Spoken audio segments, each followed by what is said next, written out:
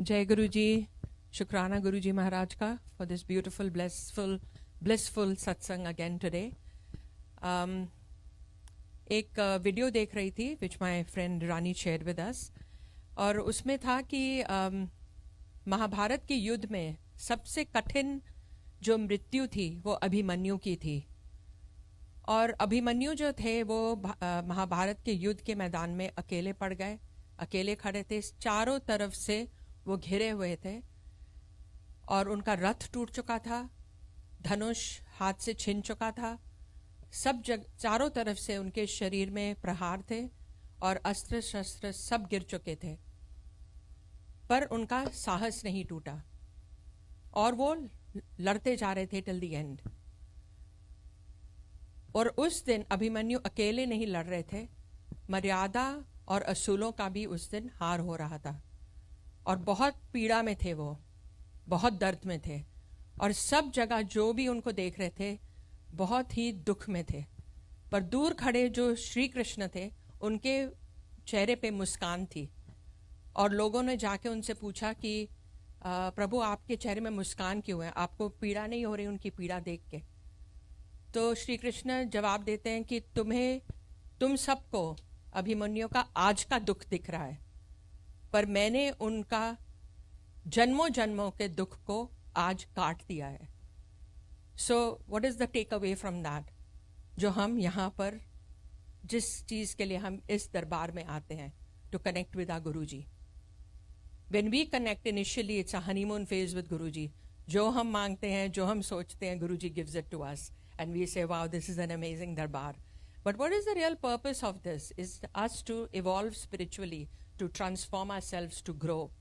And in that process, Guruji actually squeezes us all like a lemon. And we've heard that, we've read it in the light of divinity, that, suddenly there comes a time with everything we feel, oh my God, itna dard, itna dukh, sab cheez galat ho raha hai. But once we are connected to Him, once we have the surrender, the faith, the bharosa, the trust in Him, understand that guruji एक ही बार हमारे जो सारे कष्ट हैं जन्मों जन्मों का वो एक ही बार काट रहे हैं। So the reality is that we do not give up at that time. We should understand कि जो हमारे पास जन्म के, जो हमें पता भी नहीं है, जो हमने रॉन्ग डूइंग्स करे हैं, जो हमारे बुरे कर्म थे जिसका हमें पता भी नहीं है, जो are payment towards those would have been like a hatauda on us. Guruji एक pinch of needle की तरह उसको expiate कर देते हैं। So we should understand कि जब गुरुजी हमारे साथ खड़े हैं, what we are facing is only not even 10% of what we would have faced if we did not have Guruji in our life. So शुक्राना करें उसका। We complain and moan and constantly are feeling sorry for ourselves. But rather than doing that, bharosa rakho, surrender, bharosa, trust. Or the biggest thing is, stay steadfast in your faith. Do not leave the darbar and say, oh, Guruji is not listening to my prayers, I'm going somewhere else. That's the worst you can do, because that's the point where Guruji is going to change everything, and that's the point you're leaving.